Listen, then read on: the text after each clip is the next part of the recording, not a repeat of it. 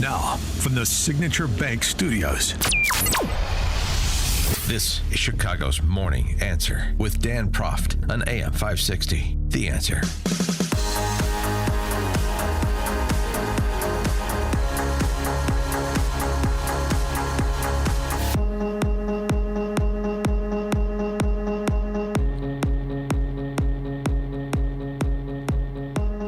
Top of the morning, Dan Proft here.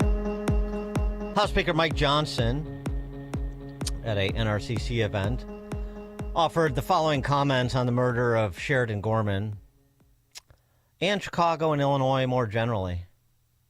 Or take the life of Sheridan Gorman. The irony of all this is that the system did not fail Sheridan. That worked exactly as the Democrats intended. You had Democrats in charge of the White House and in charge in the city of Chicago. Open borders policies, sanctuary cities policies. They coddled the criminal illegal alien. They empowered, they allowed this to happen, and that's why we're so angry about it. He was in the custody of law enforcement twice, and there were two chances to stop Sheridan's killer. But Democrats' open borders guaranteed their release, and their soft on crime sanctuary policies ensured his impunity, and that's why this happened. And Sheridan Gorman... Yeah, that is why it happened. And that's not just me saying it. By the way, does Mike Johnson's comments, the system didn't fail. It produced exactly what those in charge wanted to produce. Sounds very similar to what a great man once said about Illinois, which is that Illinois isn't broken, it's fixed. Ray Lopez also agrees, Alderman Ray Lopez, on Fox yesterday saying that Pritzker and down the line, the men and women in leadership of his party bear the responsibility for the consequences of the policy choices they made. What a concept. Well, he's absolutely blaming Donald Trump. And listen, I'm not a rabid Trump supporter or hater. But if you're going to blame the federal government, then blame it where this problem began, which was under the Biden-Harris administration that allowed 15 million people from South America, Central America, and across the oceans to come through our southern borders, manipulate asylum, be poorly vetted, and then scattered to the seven winds of the United States. That's where this problem started, and I have yet to hear a single Democrat hold Biden and Harris accountable for what has happened, because they knew who they were allowing in, they have their information, they vetted them poorly and still let them go even when they were criminals. And to say it's Donald Trump's fault simply because we refuse to work with them to go after those high priority targets. There are 2,000 priority targets in the city of Chicago right now who we know are dangerous, courtesy of the Biden-Harris administration that vetted them, but we will not allow the Trump administration to remove them simply because we don't want to look as though we're capitulating to him. Here's something else an enterprising political candidate, political party could do. Get their hands on that list of 2,000 priorities that he referenced. I mean, not that ICE would want to release it when they're outstanding because they can't get cooperation. In fact, they get interference from both the political authorities and all the professional agitators that they finance, as we saw play out during Operation Midway Blitz. But, I mean, and ICE operations can still be going on quietly. But boy, oh boy, it would be nice, just as we talked about with the worst of the worst list. Once you apprehend these people, you have to profile them. You have to distribute the information. So we know, everybody knows, who wants to know at least, that when Pritzker says, you come for my people, you come through me, these are the predators he's talking about. But he can't be bothered. Pritzker can't be bothered with any of that, of course, because he's focused on running for president. And he's focused on what he's going to do as president, his Project 2029 project, his Project 2029 initiative, which I should say, which, of course, is focused on picking up on the lawfare that was a feature of the Biden-Harris regime and scaling it, going after Trump officials, certainly, I'm sure, ICE officials. That's not me saying it again. That's Pritzker in his own words on Lulu Garcia Navarro's podcast. What does a Project 2029 agenda look like for you? I don't think you can speak of it in shorthand, but I'll just say Sure. a couple of things that I think are absolutely necessary. One is we've got to restore the rule of law, and that means holding people accountable who've broken the law. I'm talking about in this administration. When we get a new one, the people in this administration who've broken the law and federal agents who've broken the law need to be held accountable. And that means criminally prosecuted. Criminally prosecuted, civilly prosecuted, whatever it is that we can do, right? It may be that you can't criminally prosecute somebody, but that you can go after them civilly. Mm-hmm. Boy, restoring the rule of law, that's going to be a feature of Governor Pritzker's campaign for president, is it? How about that? How about listening to somebody prattle on about restoring the rule of law while presiding over a state that routinely sees people who play by the rules and do follow the law exploited, murdered by people who don't, who are given chance after chance after chance, turned out over and over and over again, only to light somebody on fire on the L. Or people who are in this country illegally residing in Chicago who are protected by Governor Pritzker, who kill Katie Abraham in Champaign or Sheridan Gorman in Rogers Park. For more on this, pleased to be joined by former Chicago Police Chief Eddie Johnson. Chief Johnson, thanks for joining us again. Appreciate it. Not a problem, Dan. How you doing today? Good. Great to speak with you again. So the thing that Ray Lopez said about 2,000 high priority targets that local authorities know, that ICE certainly knows, it reminds me of what you said years ago, which we've talked about when you talk about the repeat violent offenders in Chicago. And it's a couple of thousand people. We know who they are, and they need to be removed from the streets because they're responsible for a preponderance of the violent crime. And we could put a real dent in violent crime if we just impose the sorts of punishments that need to be imposed on habitual offenders. And so many years since you've said that, we seem to be in the same place. Yeah. I'll tell you, here's the thing. We can't pick and choose what laws we want to enforce. If we don't like the law, then we need to change it. And the simple fact of the matter is, crossing the border illegally is a crime in this country. And, listen, I don't particularly like the tactics of ICE agents that they're using now. However, I will say this, the border crossing seem to have slowed down. We do need immigration agents. While I was superintendent, I spoke to the heads of the federal agencies at least once a week. And sometimes when ICE was conducting things in the city, I would speak to them almost on a daily basis. And it was much quieter then because the tactics that they used didn't appear to be so abusive. But having said that, in my opinion, when we have illegal immigrants in this country and we come into contact with them as law enforcement, then we should create a mechanism to where the federal agents can just pick them up.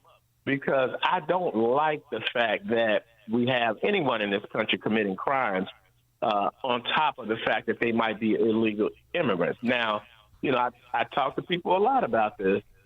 If there's someone in the country illegally that has been here 5 and 10 years and have been a upstanding citizen and providing for their families, then we need to make a pathway for those people to stay.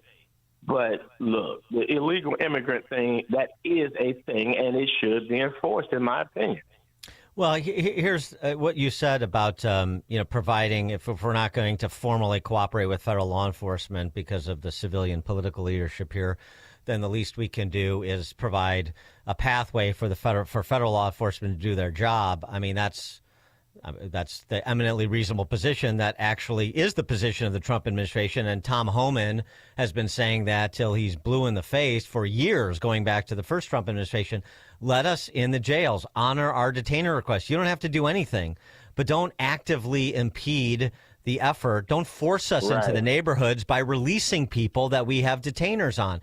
So, I mean, for all of the complaining about tactics, you've put these ICE agents in a much more difficult position than they were when you were police chief, because number one, the list of high priority targets has grown exponentially over the last 4 years until this administration. And two, you have people that are actively impeding ICE. I mean, even to the extent of that Milwaukee judge who was convicted of aiding and abetting an illegal immigrant's flight from a courthouse. That's the sort of attitude you're dealing with. And obviously that makes the job of federal immigration law enforcement much, much more difficult. It does. And that's, to me, as a former law enforcement officer and top official, that's ridiculous to me. If they're illegal, then the least we can do is create a path to where they don't have to go out in the neighborhood and we see some of the chaos we do. And I do believe we can do a better job in the training of ICE agents, because when I see things going on, it's obvious to me that they're undertrained because they act more off of emotion than training. But at the same time, we've got to take some accountability, too, as a city. And if people are illegally here and they come in contact with CPD for some reason, we have them in custody, it's just common sense that it's easier to just turn them over to the federal agents, and then, you know, whatever happens after that happens. But to actively impede illegal crossers of the border here is just ridiculous to me. Yeah, although, I mean, again, I'm not, giving a categorical absolution for everything every ICE agent has done. But of course not. I mean, but it's not just impeding. You have, professional agitators paid by NGOs or those that just make this their raison d'etre for existence, I guess. I mean, that have committed acts of violence again, and we've seen this against Chicago police too, acts of violence against ICE agents, ramming cars and throwing things that are dangerous, and physical altercations. I mean, we saw chaos over the weekend at or last night over at State Michigan Avenue, where police were way outnumbered by kids engaged, young people engaged in one of these wilding things, and you got people being trampled, people on the ground. The Chicago police are trying to get a handle on it. This is nothing new, but it happened again. And I mean, in those sort of chaotic situations where you have general lawlessness, it's hard to always keep it together when you're undermanned, and all the way, and also too, when you put out like a call for assistance, as happened, during Operation Midway Blitz, and Chicago police say we're not responding. That was a pretty bad moment too. We're standing down.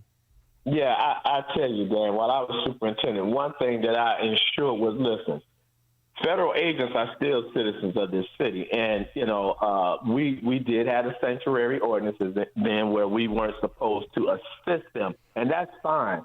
But I'm not going to have the department stand down if anyone calls for assistance, and that includes federal agents, because then you run the risk of either side getting hurt. And to me, that's just not a mission law enforcement should engage in, So I think we just have to. Here's the problem, Dan. From the very beginning of this, with the Trump administration, especially, we've made law enforcement activities political, and they should not be. Either you broke the law or you didn't. If you didn't, then your relief is going to court and prove your case. But we should not be making a political football and putting either Chicago police officers or federal agents in the middle of all this nonsense. It's as simple as this to me. Either you broke the law or you didn't. And if you did, then you have to suffer the consequence of it, whatever that consequence is in the court system. What about, domestically, and the habitual offenders domestically? We still have a problem there. I don't know what your assessment of the new Cook County State's Attorney is, or the new Chief Judge. But we still see the same things occurring that occurred under Fox and Lightfoot are occurring, and Evans are occurring now. We had a firefighter killed by a meth head, multiple time loser. Just for example, we continue to see violence on a daily basis, serious violence on a daily basis. On CTA, despite the new security plan to try to get federal transportation funds that were being withheld. I mean, we have this problem on the domestic side of this discussion too that persists. Yeah, and let me be quite clear, Dan. Most of our crime issues in the city of Chicago are homegrown driven. Let's not mince words with that. We have more of a domestic issue than we do an immigration issue in terms of crime here, whatever type of crime we're talking about. However, so this is what I say, in talking to the cops on the street, it's gotten a little better in their minds, but still it's not where it was, like, let's say, when I was back there as superintendent in terms of the state's attorney's office and CPD working together. Because, listen, here's the bottom line. If you want people to desist in the activities that they're conducting, then there has to be a solid consequence. You know, I used to tell people all the time, it's not the length of consequence that criminals worry about. It's the certainty of a consequence. That's why they don't go out to DuPage County and Lake County committing the same crimes that they do here in Cook County, because they know there's less accountability in Cook County, which is sad, because the people that are getting punished are the very people that officials pledge to protect. And I just don't understand how we've gotten this in this bucket. Well, there's been a lot of discussion of violence interrupters. That's part of the new security plan, and it was part of the old security plan, too. Some discussion about exactly how effective those are. But we've got, according to a report out this week, the most violent public transit system of any major city in the country. We also have the most violent city of any major city in the country. But what is your perspective on sort of this hybrid of more cops on the platforms plus some violence interrupters? Why don't we just hire more cops, particularly if we're still down 1,500 or 2,000, like the number I keep hearing? Why don't we just have more trained police and put more presence on trains and, almost like air marshals on planes? You never know where the cop's going to be, but there's going to be a presence. Why don't we just do that? Well, that's what we should do, in my opinion. So the issue of the violence interrupters, it really makes me laugh when I hear people taking credit for the reduction of crime because of violence interrupters. First of all, how do you quantify what they really do? The answer is you can't.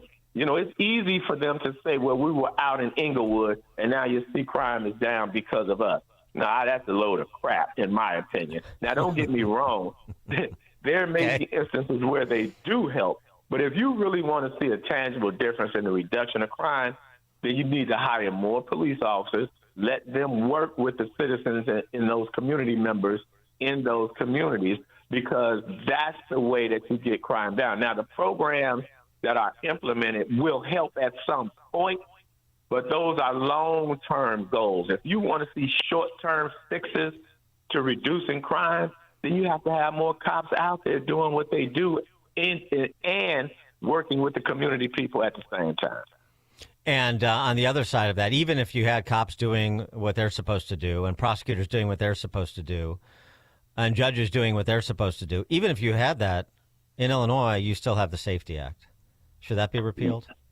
Yeah, if not repealed, it needs to be reworked because that just, I tell you, Dan, it's frustrating for me as a 31-year cop to try and figure out when the offenders of these crimes, the perpetrators of these crimes, have more rights than the victims. That's ridiculous. Who's out here standing up for the victims of these crimes? We've gone too far left with this thing, and we need to bring it more back to the center and hold people accountable. Eddie Johnson, former Chicago Police Superintendent. Superintendent Johnson, thanks as always. Appreciate your time. Thank you, and have a great day. You too. And Eddie Johnson joined us on Chicago's Morning Answer. The more you listen, the more you'll know. This is Chicago's Morning Answer. Morning Answer on AM 560. The Answer. Hi, my name is Dr. Michael Huber.